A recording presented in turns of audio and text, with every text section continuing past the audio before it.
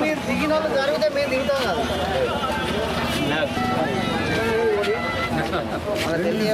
బీసీల వైపు చూస్తున్నటువంటి ఈ ప్రభుత్వానికి మనం అందరం కూడా కృతజ్ఞత చెప్పవలసినటువంటి అవసరం ఉందని చెప్పి ఈ సందర్భంగా తెలియజేస్తున్నాం. ఎందుకంటే ఈ ప్రభుత్వము పేదల కొరకు ఉన్నటువంటి ప్రభుత్వం, ప్రజాప్రభుత్వం, ప్రజాపాలన సాగుతున్నది. అందులో భాగంగా ఈనాడు సర్దార్ సర్వాయి పాపన్న స్ఫూర్తిని తీసుకొని మరి ముందుకు వెళ్తున్నటువంటి రేవంత్ రెడ్డి ప్రభుత్వానికి మరొకసారి కృతజ్ఞతలు మరి శుభాకాంక్షలు తెలియజేస్తున్నాం. అధికారికంగా మన ముఖ్యమంత్రి గారు రేవంత్ రెడ్డి గారు కూడా అధికారికంగా ప్రకటన చేసి యావత్ తెలంగాణ ప్రజలందరూ కూడా మొత్తానికి అందరూ కూడా జయంతి ఉత్సవాలు జరుపుకోవాలని చెప్పని కూడా తెలియపరచడం జరిగినది.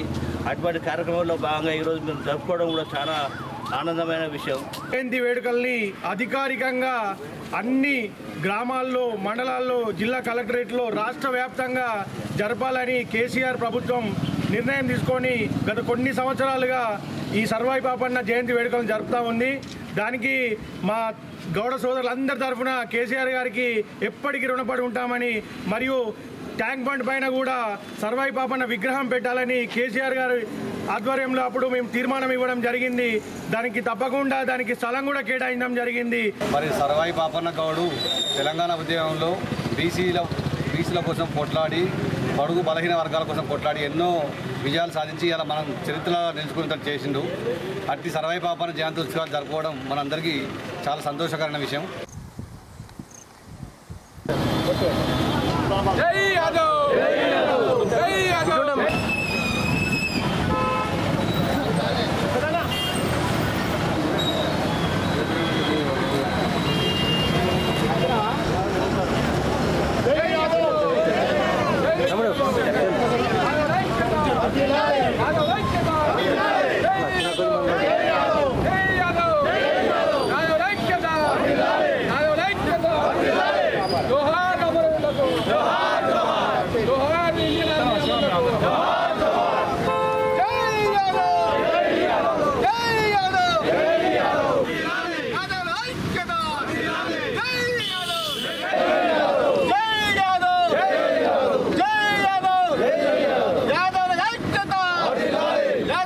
సాధించుకుందాం, సాధించుకుందాం.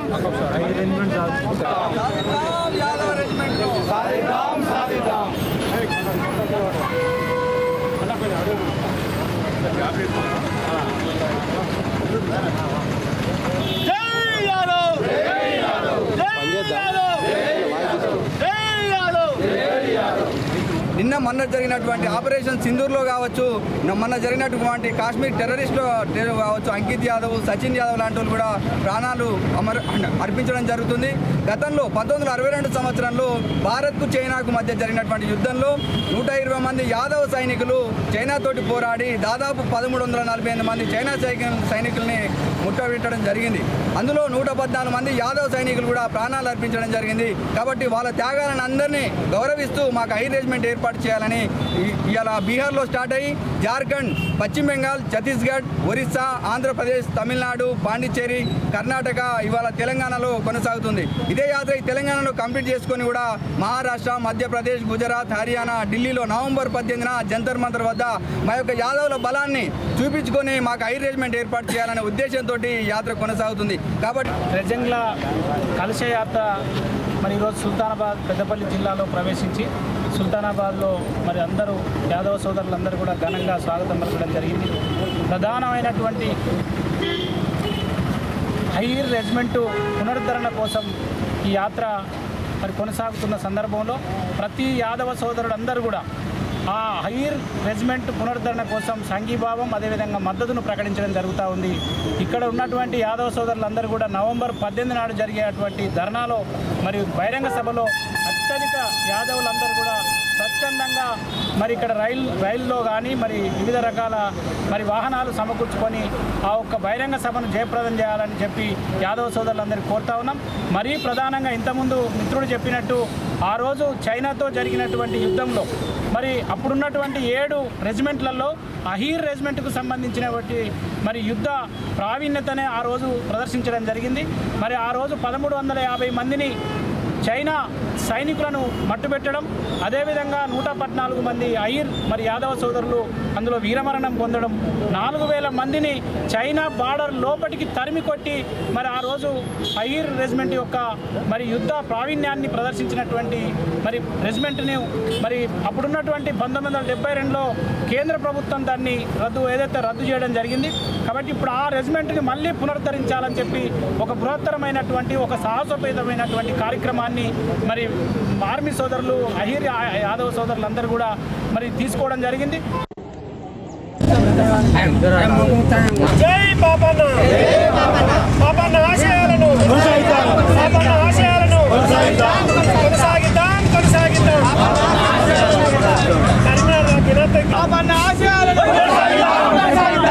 బాబన్న ఆశయాలను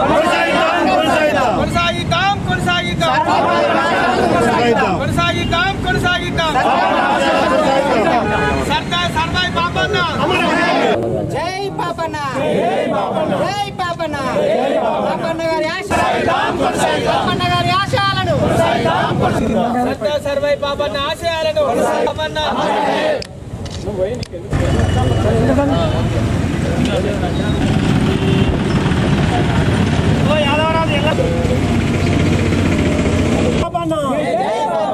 జై పాపన్న. ఎప్పుడు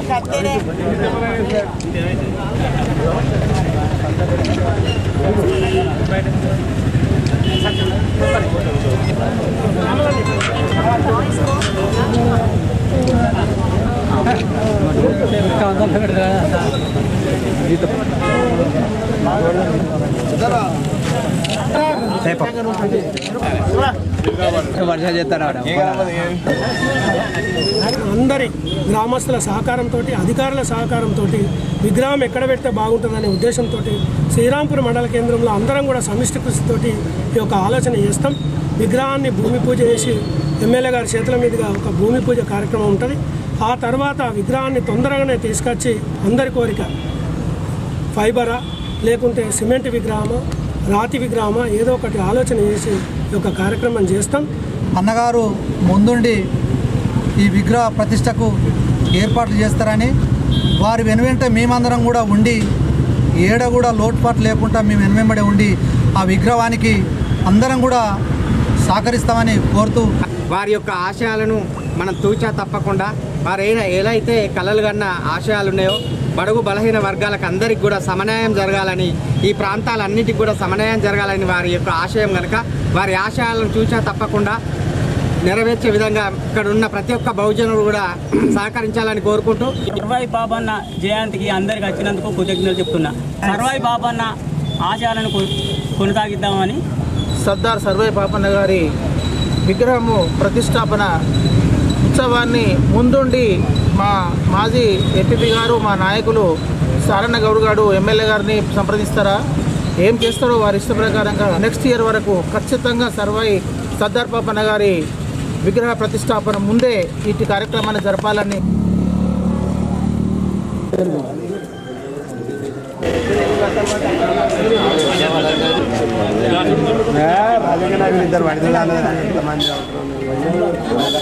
వచ్చిందా. జై పాపన్న, జై పాపన్న గారి ఆశయాలను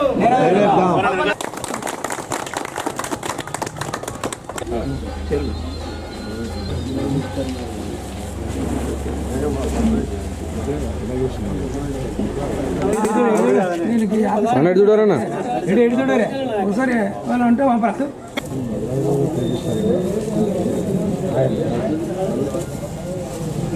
పొన్నం ప్రభాకర్ గారు బీసీ సంక్షేమ శాఖ మంత్రి గారి సారథ్యంలో ఈనాడు ట్యాంకు బండి మీద విగ్రహం పెట్టాలనే ఉద్దేశంతో ఏనాటి నుంచో పోరాటం చేస్తున్నటువంటి ఆశలకు ఈరోజు అంత ఎక్కువగా భిన్నంగా అమరజ్యోతి ఏదైతే తెలంగాణ అమరజ్యోతి దగ్గర సెక్రటరియట్ ముందు సర్దార్ సర్వాయి పాపన్న విగ్రహాన్ని గౌరవ ముఖ్యమంత్రి రేవంత్ రెడ్డి గారి చేతుల మీదుగా 11 గంటలకు ఈ యొక్క భూమి పూజ కార్యక్రమం చేస్తూ ఉన్నారు. కాబట్టి ఇక్కడ ఉన్నటువంటి మంత్రివర్గానికి తర్వాత సంబంధిత ఎమ్మెల్యేలు అందరికీ కూడా గౌడ కుల బాంధవుల తరపున, బహుజన నాయకత్వం తరపున, బహుజన కులాల తరపున ప్రతి ఒక్కరికి ఏదైతే ముఖ్యమంత్రి గారికి, పొన్నం ప్రభాకర్ గారికి, మంత్రివర్గానికి ప్రత్యేకమైనటువంటి కృతజ్ఞతలు. సర్దార్ సర్వాయి పాపన్న వరంగల్ జిల్లా కిలాస్పూర్ గ్రామంలో ఒక పేదింటి ధర్మన్న సర్వమ్మ దంపతులకు పుట్టినటువంటి సర్వాయి పాపన్న తను చేసిన సేవలను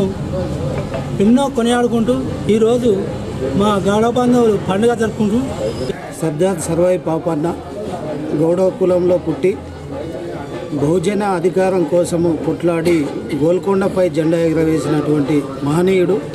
వారి ఆశయాలను కొనసాగించుకుంటూ ఈరోజు పేడపల్లి గ్రామంలో ఈ కార్యక్రమం జరపడం గొప్ప విశేషంగా భావిస్తూ నేటి తరానికి బహుజన అధికారం కోసం నాటి మహనీయులు కొట్లాడి సాధించిన ఈ తెలంగాణ రాష్ట్రానికి ఎంతో తోచిపుట్టుకున్న ఈ తెలంగాణ గడ్డపై బహుజనుల కోసం, బహుజన అధికారం కోసం తెచ్చిపెట్టినటువంటి తెలంగాణను మనము మన నేటి తరానికి కూడా శాసించే విధంగా ముందుకు తీసుకుపోవడం గొప్ప విధేయకం తెలుసుకుంటూ మరి అప్పుడు ఉన్నటువంటి శత్రు సైన్యాన్ని ఏర్పాటు చేసుకొని శత్రువులను మట్టిపెట్టి మన ఏదైతే ఉన్నటువంటి మొత్తం అందరికీ విముక్తి కలిగే విధంగా ఆ రోజు గోల్కొండ కిలా మీద జెండా ఎగురవేసి మరి నవాబులను పారదోలినటువంటి చరిత్ర మరి ఆ రోజు ఆయన తీసుకున్నటువంటి ప్రతి సంస్కరణలు కూడా మనం అందరం కూడా గుర్తుంచుకోవాల్సిన అవసరం ఉంది. కనుక సర్వే పాపన్న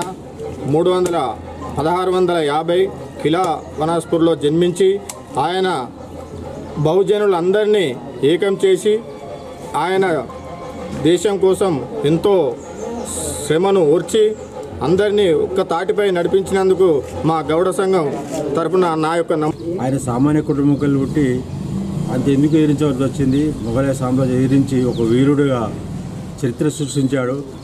ఈ రోజుల్లో ఆయన ఆశయాలను సాధిద్దామంటే మనం కూడా మన స్థాయిలో మనకేమన్నా ఇబ్బందులుంటే మనలో మనం కూడా ఐక్యత ఉండి వారు అడుగుజాడలు నడిచి మనం కూడా గ్రామాన్ని కానీ మండలాన్ని కానీ చేయాల్సిన బాధ్యతలు మన మీద ఒక దారి చూపించిపోయాడు. మరి ఆయన దారిని ఆయన ఎన్నుకున్నటువంటి పంతను మనం కూడా ఆచరించి మనవంతుగా ఈ సమాజాభివృద్ధికి అరాచకాలు చేసే వాళ్ళందరూ ఎదిరించి మనం కూడా వారి ఆశయాలు సాధిద్దామని చెప్పి